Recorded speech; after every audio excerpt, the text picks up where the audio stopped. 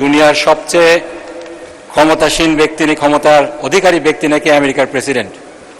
তিনিও যদি অতিরিক্ত অর্থ খরচ করতে চান সেক্ষেত্রে কংগ্রেসের অনুমতি লাগে। সম্প্রতি ইরানের যুদ্ধকেন্দ্রিক খরচের বিষয়ে তাকে কংগ্রেস ভোট দিয়ে বিল এনে তার খরচের যে বিষয়টা, অতিরিক্ত খরচের যে বিষয়টা ছিল সেটাকে হ্রাস করেছে। এদিক দিয়ে তিনি বাংলাদেশের প্রেসিডেন্টকে ঈর্ষা করতেই পারেন।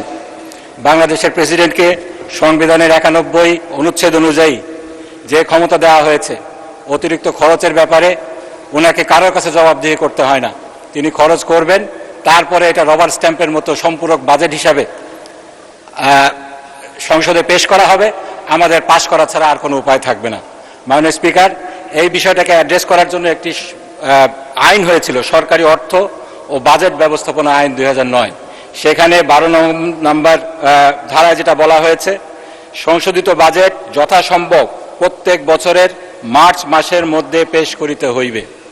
এক্ষেত্রে যথাসম্ভব এই শব্দটার অ্যাবিউজ করে, মিসইউজ করে বাজেট, সম্পূরক বাজেট কখনোই মার্চ মাসে দেওয়া হয় না।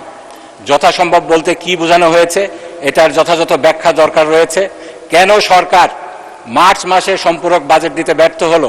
মার্চ মাসের পরে এপ্রিল গেল, মে গেল, 2টা মাসেও সম্পূরক বাজেট দিতে ব্যর্থ হলো, জুন মাসে এসে সম্পূরক বাজেট দিল। এই ব্যাপারে সরকারি দলকে, যারা এই সম্পূরক বাজেট নিয়ে এসেছেন তাদেরকেও জবাবদিহির আওতায় আনতে হবে। সেজন্য আমার যে প্রস্তাব রয়েছে, স্পেসিফিক প্রস্তাব, সেটা হলো এই সংবিধানের 91 অনুচ্ছেদে রাষ্ট্রপতির নামে সরকারকে যেভাবে করে দেওয়া হয়েছে, ক্ষমতা দেওয়া হয়েছে, যথেচ্ছা খরচ করার পরে বাজেটটা সংসদের সম্পূরক বাজেট হিসাবে নিয়ে আসার, এটাকে সংশোধন করতে হবে, সংস্কার করতে হবে।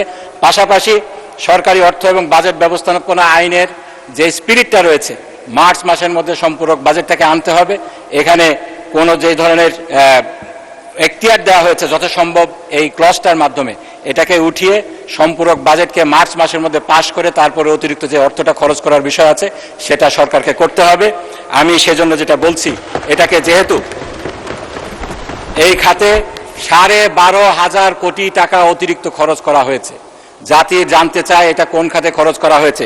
একটি বই দেওয়া হয়েছে আমাদেরকে, সংশোধিত বার্ষিক উন্নয়ন কর্মসূচি, সেখানে বলা হয়েছে 12টা প্রকল্প আনা হয়েছে। 1 মিনিটে কনক্লুড করুন। আমার আধা মিনিট লাগবে মাননীয় স্পিকার। ধন্যবাদ আপনাকে।